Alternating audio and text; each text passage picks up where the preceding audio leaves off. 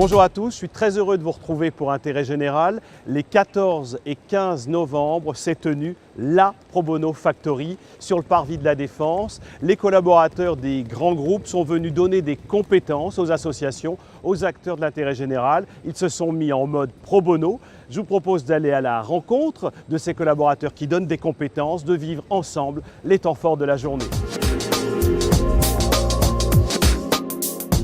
Bonjour Stéphanie. Enchantée. Alors vous êtes collaboratrice chez Thales. Tout à fait. Expliquez-nous, qu'est-ce que vous faites en termes de pro bono? Alors aujourd'hui, on fait une mission pro bono pour aider la mission intercommunale de l'insertion et de l'emploi à pérenniser le financement d'un programme de formation Digital U. Alors chez Thales, votre cœur de métier, c'est le digital. Vous les aidez dans cette compétence? Pas uniquement, mais également sur l'aspect qu'on va adresser juste après dans la communication, comment on peut vendre ce programme à des investisseurs, à des fondations, etc. Merci Stéphanie et bravo. De rien.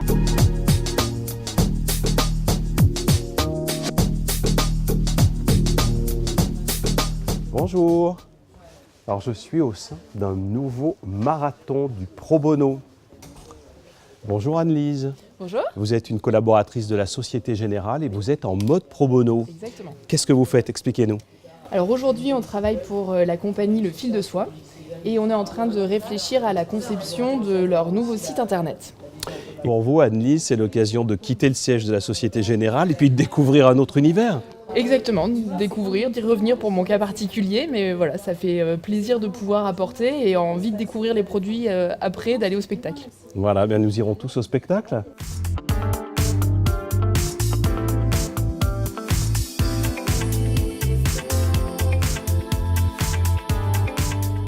Maintenant, nous sommes à la Tour Majunga pour un autre marathon pro bono. Bonjour, merci de nous recevoir alors que vous êtes dans le cadre d'un marathon pro bono. Et l'association que vous accompagnez, c'est Art 93 Communique. Quelle est l'activité de l'association et qu'est-ce que vous attendez de cet accompagnement mode pro bono? Alors l'activité principale, c'est partir du mouvement et donner du sens en fait au mouvement. Et notre particularité, c'est la danse hip-hop. On travaille à partir de la danse hip-hop et qui est une pratique qui est inclusive parce qu'elle peut s'adapter à la fois à un public lambda, un public dans une entreprise. Et ce que j'attends, c'est justement comment offrir cette proposition à une entreprise et comment on peut la valoriser, l'offrir. C'est formidable. Au-delà de ces marathons en mode pro bono, de ces brainstorming au service des acteurs de l'intérêt général, il y a eu un temps fort, cette fois-ci en mode prospectif, et j'ai rencontré un certain nombre de participants de cette belle journée.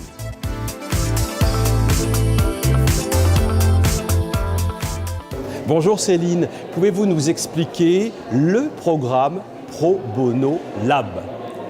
Alors, on est en plein dans une expérience qui vient de durer 2 jours, qui s'appelle la Pro Bono Factory et qui en clair est la fabrique du bien public par les territoires pour les territoires.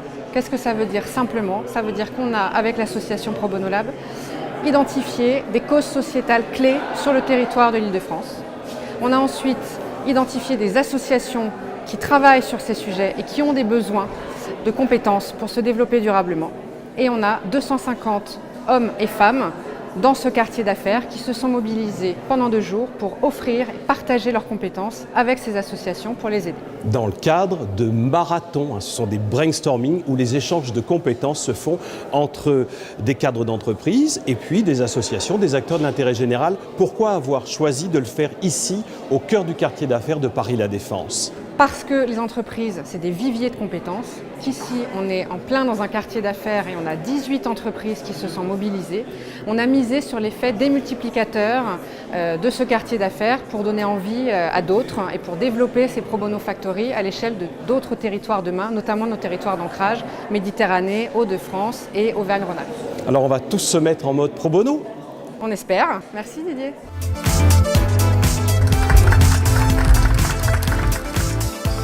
Bonjour, vous êtes la directrice de cet organisme public Paris-La Défense. Pourquoi accueillir une manifestation comme celle-ci? Alors cette manifestation, en fait, nous l'accueillons depuis 4 ans, c'est la 4e édition.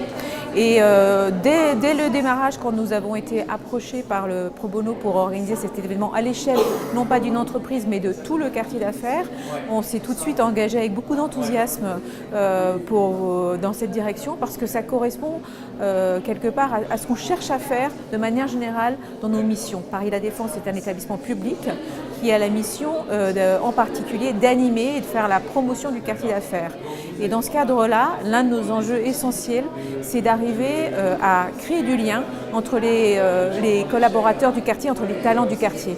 La première valeur, la première richesse de La Défense, ce ne sont pas les mètres carrés de bureaux, de tours, c'est même pas les entreprises du CAC 40 en termes d'entreprise, c'est cette communauté de talents fantastique qui est ici sur ce petit territoire. Et donc le Pro Bono nous permet quelque part de faire le lien entre ces talents, de les faire se regrouper entre eux et partager dans le sens de la solidarité et d'une action vers le bien commun, l'ancrage sur le territoire. Alors le quartier d'affaires de La Défense est le plus grand quartier d'affaires d'Europe, je crois. Est-ce que vous pourriez nous dire comment faire pour que ce quartier soit aussi un quartier de vie, voire un quartier vivant, de partage, où on ne fait pas que passer pour venir travailler, si bien sûr c'est légitime, mais est-ce que c'est pas insuffisant? C'est un enjeu majeur. La Défense a été conçue à l'époque où on faisait la séparation des fonctions, et donc ça a été conçu comme étant un lieu dédié au travail, au business, avec en plus cette particularité que c'est un quartier de tours, d'objets verticaux, et qui sont aussi des objets qui isolent. Les gens arrivent dans leur tour, ils restent, ils montent dans leur tour et puis le soir ils repartent.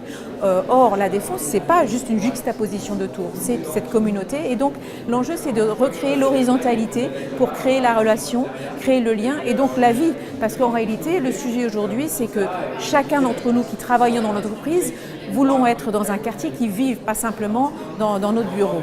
Et donc, créer de la vie, c'est amener des lieux de vie, des lieux de restauration, des lieux pour faire du sport, de la culture, et bien sûr, des lieux de partage, et la solidarité entre totalement dans cette démarche. Merci de nous avoir accordé ces quelques minutes d'entretien. Il me reste à vous demander, est-ce que vous êtes en mode pro bono?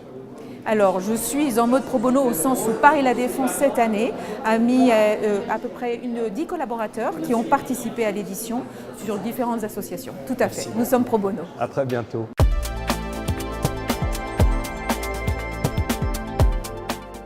Je suis maintenant en compagnie de Frédéric Moulin. Bonjour. Vous êtes le président de la Fondation Deloitte. Pourquoi Deloitte soutient cette belle initiative qu'est la Pro Bono Factory à Paris, ici, au cœur du quartier d'affaires de La Défense? Plusieurs raisons. Tout d'abord, cette Pro Bono Factory, elle se situe à La Défense et nous sommes l'immeuble voisin, à Tour Majunga. Donc, en tant que fondation d'entreprise déployant des actions de mécénat de compétences, il est normal que nous participions à une initiative qui est à côté de nos locaux.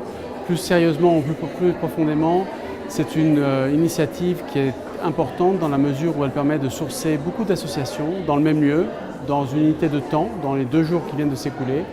Et ça permet à de nombreux collaborateurs de Deloitte dans le même temps de participer à des actions auprès de ces associations et de délivrer du mécénat de compétences.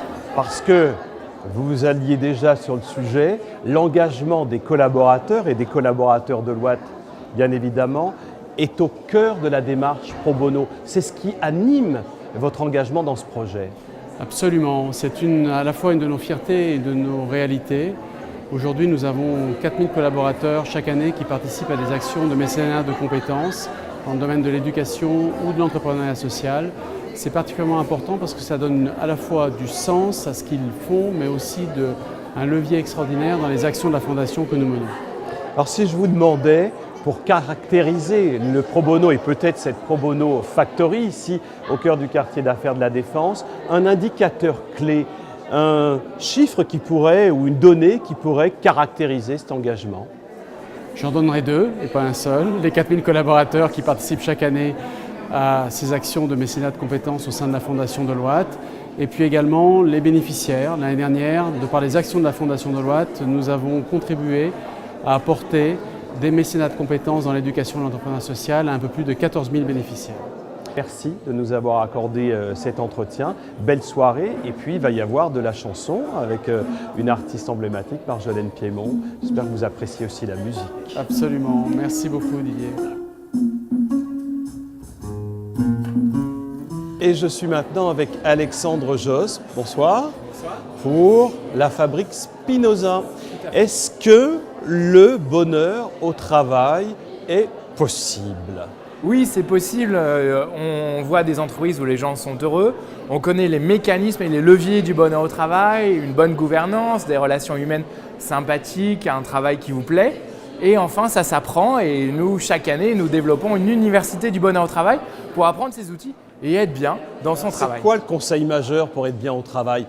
Très court.